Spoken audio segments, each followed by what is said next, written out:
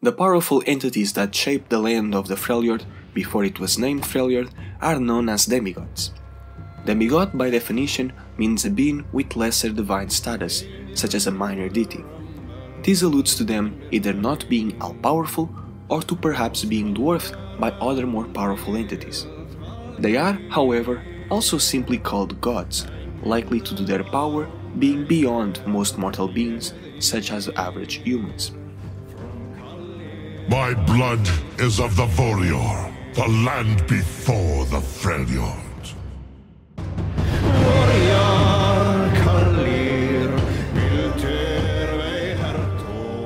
From all the demigods, only 3 so far have been deeply explored within the lore.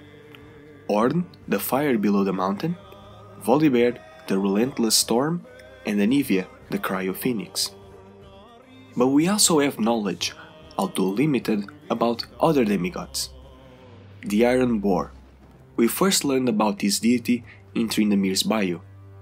Though they praised all the Freljord's old gods, as well as the cult of the tree, they prayed most often to a spirit deity known to ravage the tundra, a hearty and unkillable Tusklord.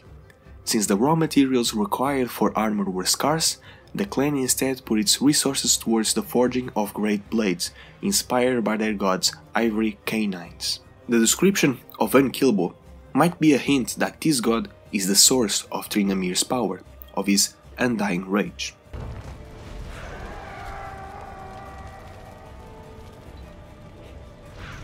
The Iron Boar is mentioned again in Volibear's bio. 3 sisters rose to power, seeking to control and impose order on the Freljord, and the demigods could not agree on how to proceed. A few, like Anivia, seemed inclined to work with the sisters, while the Volibear and the Iron Boar wanted to destroy them. Others would have been content to ignore them completely, since these feeble creatures would eventually die like all before them. The Seal Sister, a demigod associated with the ocean, and due to this association, it is likely that Volibear is referring to her in this quote. My sisters are gods of ice and salt and everwinter. She was, however, first mentioned in the Lost Tales of Orn, but when sailors rub blubber on their faces and think about the Seal Sister, whose true name is forgotten, they are protected from the icy ocean winds. The Seal Sister allowed cold waters to rush through the trench and cool the hearth home.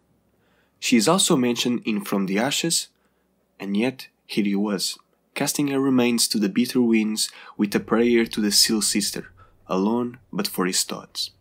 And in the story A Good Day, as I will show in the second when I talk about the 2-headed raven.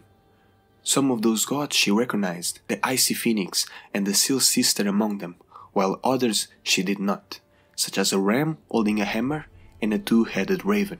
This is the god from whom we know the least. He is perhaps also mentioned in The Shackles of Belief, a story by the same author where the protagonist of A Good Day, Vrina, also appears. If he had one flaw, it was his superstition. He saw portents and prophecy in everything from the flight patterns of ravens to the splatter of blood in the snow. It is unlikely that this raven is somehow connected to Ram, Swain's demon, as the demon has never been described with 2 heads. I say unlikely as it is not impossible. VORRIJAARD. In the Lost Tales of Orn, we learn that he was the first of his brothers and sisters. The story also explains how Orn wrestled with the land, he dented and bruised it, shaping all of the Freljord that we know today. He also headbutted mountains from the plains and pounded down deep valleys. After getting tired, Orn thanked the land responding by opening a fiery pit, showing him its very heart. And he was honored to see that it was a reflection of him, a fiery ram. The land had deemed Orn worthy, and bestowed its secrets to him, gifting him the strength of primordial flame. Another tale explains how it was due to Orn that the Freljord gained its snow. Orn was cooling down his mountain. The Seal Sister allowed cold waters to rush through the trench and cool the hearth home. The ocean that fed the river dipped several inches. So much steam had risen from the waters, these new puffy forms gathered and cooled. They grew heavier and heavier until they burst with snow. This, however, are just tales and should not be taken literally. As we will see, they are not 100% true. Anivia's bio tells another origin for the snow. The songs of the nomadic Notai tribe tell how Anivia's birth first brought snow into the world. When she burst from a giant egg of ice, tiny pieces of it were hurled into the sky, and it has fallen as snow ever since. Volibear's intro states, destructive, wild, and stubbornly resolute, he existed before mortals walked the Freljord's tundra, and he is fiercely protective of the lands that he and his demigod kin created. Volibear and other demigods also shaped Freljord, contradicting one of Ornn's tales. It was the Volibear and his demigod kin who formed the land they called VORRIJAARD, long before the arrival of mortal races. The sagas tell how he created the 5 fjords with one mighty swipe of his claws, and how his epic battle with the savage magma serpent, Rond, formed countless valleys and ravines. When the Volibear finally felled the beast, its blood became the first river in the Freljord, and its colossal corpse formed the Wormback Mountains. Volibear made the first river. You do not want to know how. The first river was a river of blood. What has my brother been telling you? Elemental magic. All of the demigods seem to possess some kind of elemental magic. Ornn was gifted with primordial flame, Anivia possesses elemental ice powers, Volibear controls storms, the Seal Sister seems to have some control over selling water, and the Iron Boar's name suggests a connection to the element of iron. This elemental magic is utilized by other beings besides the demigods, such as the ICEBORN. I am ICEBORN.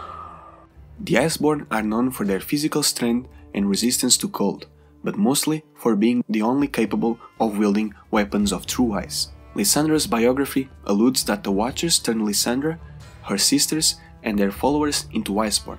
Unknown to her sisters, Lysandra struck a deal on their behalf with the godlike entities she had communed with. The Watchers would grant them near immortality in exchange for preparing Runeterra for the coming of the Void. The 3 sisters and their most powerful followers were named ICEBORN. Those with the ability to withstand the worst of the numbing frost would be spared until the very end. This is made clear in Realms of Runeterra, page 99, the ICEBORN. Though a rare phenomenon indeed, the blood of the tribes has been known to carry the power of an ancient and terrible bargain. From mother to child, the ICEBORN are stronger, tougher, and more resistant to cold. They alone are capable, with great effort, of wielding weapons of magical, unmelting ice. In the Shackles of Belief, a shamanka, Torva, is said to be inured to cold, and that it was the old gods who gave her this power. This power is magic, since Silas was able to steal it from her. It is, however, not the power of true ice, as later in the story, Silas steals the power of true ice, channeling it through the ICEBORN Brokvar, and describes his power as something far older, and it also gave Silas the ability to channel ice magic. In Anivia's new bio, we learn that true ice and elemental ice magic are connected to Anivia. It is very likely that the Watchers either stole this power from her or helped the tribes do it. It is known that true ice can be corrupted by the void, becoming dark ice, inky, veiny, and heavy, with inverted elemental power. However, it seems Lysandra also possesses such power, as on page 104 it says she uses her elemental magic to twist the power of true ice into something dark and terrible. In Anivia's old bio, it used to say, with her destiny so tied to the power of the land, Anivia knew if such evil took root in her home, that same darkness would find its way into her heart. Anivia's new bio doesn't mention anything about the darkness of the void, but perhaps the darkness did reach her heart, what would explain Volibear's quote, Sister, how long can you endure the ice burning in your heart? In Lysandra's bio and Volibear's bio, we learn that Lysandra sought to steal the power of the demigods for herself. Perhaps she eventually succeeded in stealing Anivia's power. In Udyr's bio, we learn that Lysandra seeks to eliminate anyone displaying hints of spirit magic, probably due to their connection to the demigods. I will explain their relation with spirits further into the video. In The Dream Thief, we learn that Lysandra is traveling through dreams, gathering Iceborn to fight the Watchers. As of right now, we also know that Volibear has his own true eyes, but we don't know anything about it. The Fireborn. The term was first mentioned in one of Ash's quotes. Hearthbound and Iceborn, Spirit Walker and Fireborn, all Freljordians are my kin. These are most likely mortals that possess the power of Ornn's elemental fire. It is unknown, but possible, that the Hearthblood people from the Lost Tales of Ornn were Fireborn, as they had a very close connection with him, but died, explaining the lack of Fireborn in current times.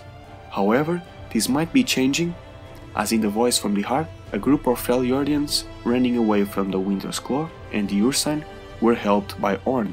After they battled their enemies, one of the fleeing Freljordians who wielded the True Ice Axe, obviously an Iceborn, changed.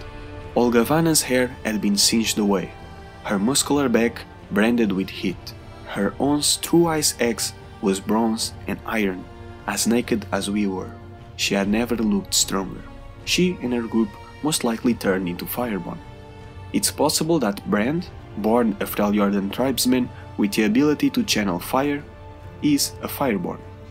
The symbol on his head is similar to Ornn's brittle and the horns of a ram. He can, however, just have been born a mage with fire powers, as those are not uncommon.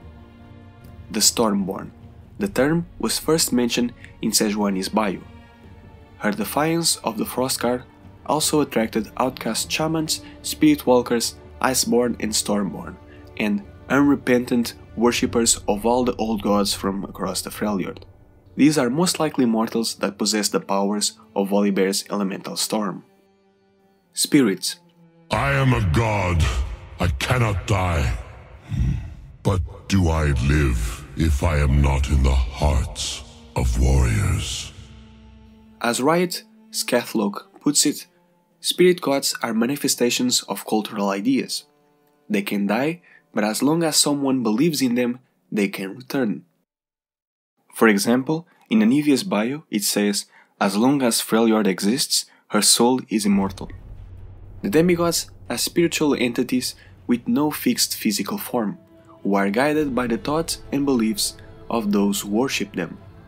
This, and the fact that the demigods are from the spirit realm, was confirmed by Riot Scathlock on Twitter.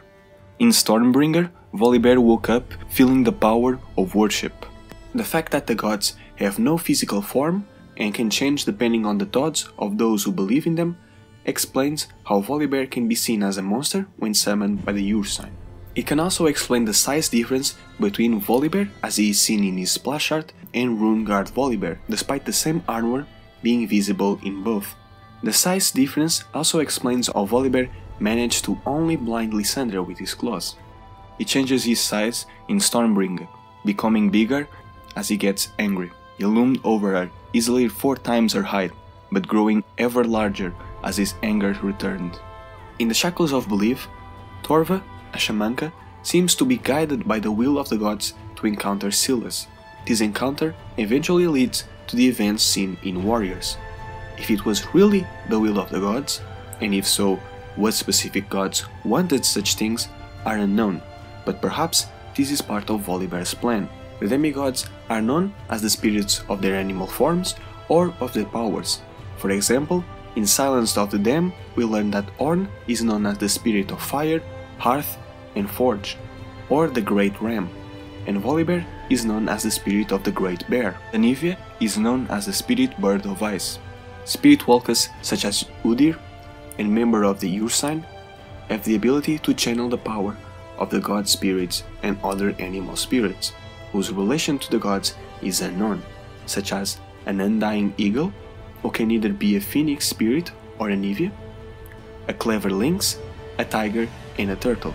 Speaking of turtle, in Stone Cold there's the mention of a turtle that could be either this spirit or another animal spirit. I remember one song, a myth about how Rosa healed the turtle that carries the sea by giving it a big kiss. Similar beings. Another spirit that exists in a similar faction is Janna, who is also worshipped. JANNA is associated with the wind and with a blue bird. I don't think this blue bird is an Evia, even though both are connected to the wind. I just think this might mean that JANNA is also an animal spirit or is connected to one animal spirit. Kindred, the lamb and the wolf, are also spirits known for their animal forms, with mentions of them in Freljord stories. It's possible they are on the same level or even related to the demi-gods. Ash has a quote praying to the Kindred, similar to her quotes towards Volibear, Orn and Anivia. Kindred is also mentioned in the voice from the heart. We would minister the rite of the lamb to our elderly and wounded, and the rest of us would dance with the wolf. It would all be over by morning. It is important to mention that the Kindred are known in all of Runeterra, as I will explain in a future video.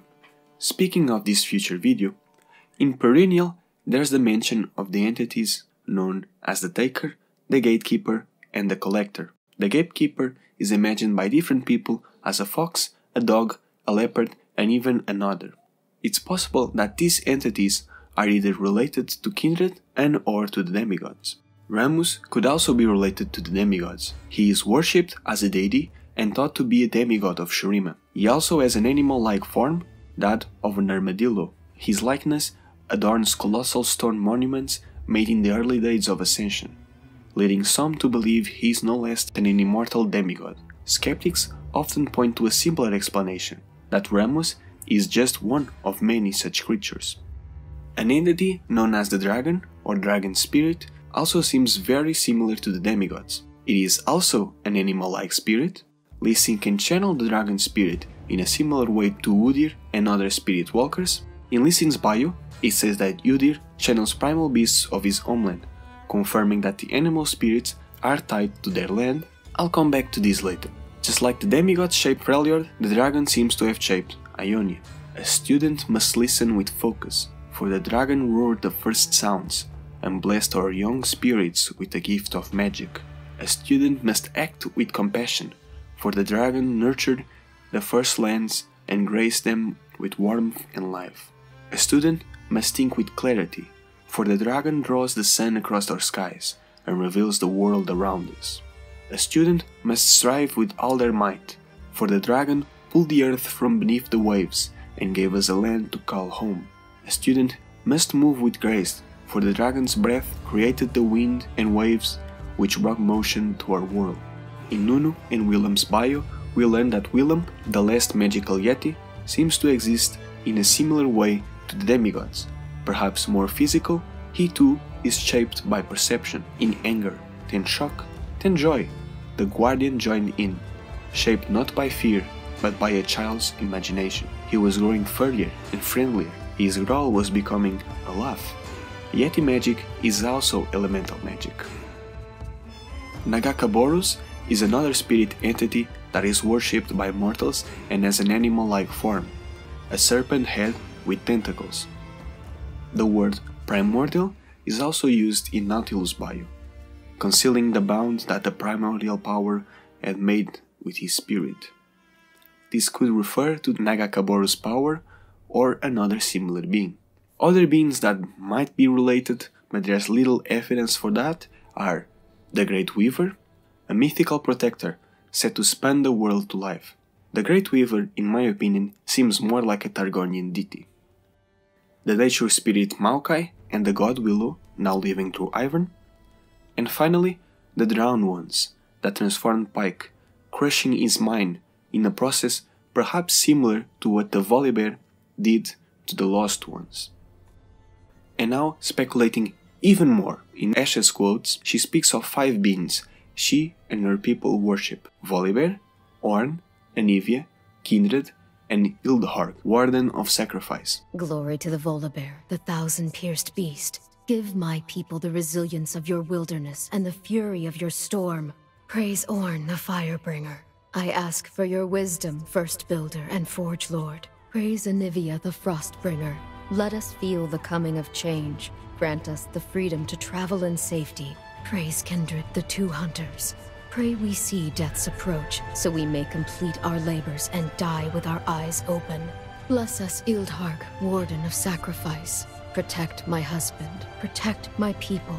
If my death pleases you, let it sustain my tribe. This entity could be another Freljord deity or perhaps another being like Kindred. The mention of Tryndamere in this quote might be a hint of this entity being the Iron Boar.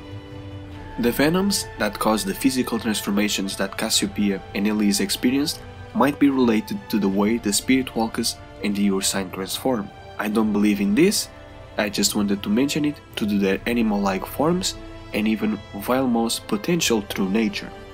It is possible that the Shuriman Ascended, also known as Sunborn, gained their animal features due to some connection with spirits from Shurima. However, it is known that they gained their powers from the reflected light of the celestial realm. Right, Scathloke has stated on Twitter that Ascended magic is the combination of celestial and elemental magic, with no mention of spirit magic. With the gods being connected to the elements and being spirits, this goes against the idea of the Ascended being connected to Shuriman animal spirits. The Darkin, however, conceived blood magic / emomancy, which is a combination of elemental and spirit magic. With that being said, so far we know of Ascended with the characteristics of animals such as a jackal, a crocodile, a hawk, a panther, a tiger, a chameleon, a bull, a turtle, ravens, a wolf, and a snake. Now finally, the land. The land slumbers, but it is not dead. With my roar, I wake it. With my thunder, I call it. As I said, Lee Sin's bio mentions that the beasts' Udrid channels are tied to their homeland. Demigods of Freljord speak of the land / earth as if it was an entity, a living being, and most likely a spirit. The way the land is depicted in the Lost Tales of Orn is reminiscent of the way the spirit of Ionia is described in stories such as the Dreaming Pool. She had only been contained when the spirit of the land itself had drawn her down there, pulling her in and ensnaring her within this strange, suspended existence. Similar to how the demigods react to human thoughts and feelings and how they are perceived or imagined, the land and weather of Ionia and all their related spirits respond to both positive and negative stimuli. Those in tune with the earth can harvest bountiful crops, while those who live as one with the tides will always find their nests full. Invading armies, however, can expect the spirit of Ionia to resist them. With this being said, I want to end this video with various mentions of the land in Freljordian stories. When he was tired, Orn thanked the land for the glorious match. The land responded by opening a fiery pit, showing him its very heart. And he was honored to see it was a reflection of him, a fiery ram. The land had deemed Orn worthy, and bestowed its secrets to him, gifting the strength of primordial flame, for fire is the true agent of change. Indeed, the full power of winter is envious to command, and to those who seek to desecrate her homeland, she is a bitter foe. To those who still revere him, the volibear is the storm made manifest. Destructive, wild, and stubbornly resolute, he existed before mortals walked the Freljord's tundra, and is fiercely protective of the lands that he and his demigod kin created, cultivating a deep hatred of civilization and the weakness it brought with it. He now fights to return to the old ways, when the land was untamed and blood spilled freely, and eagerly battles all who oppose him, with tooth, claw, and thundering domination. This was not his Freljord. The change had happened slowly, glacially, but the volibear finally came to realize that the tribes had been cut off from the wild spirit of the land, making them frail, complained, and soft. These weaklings had no reverence for the old ways or old gods. It was Lysandra who stood against the wild magic of the mortal world itself. For this defiance, the savage claws of a primal god racked across her eyes, blind.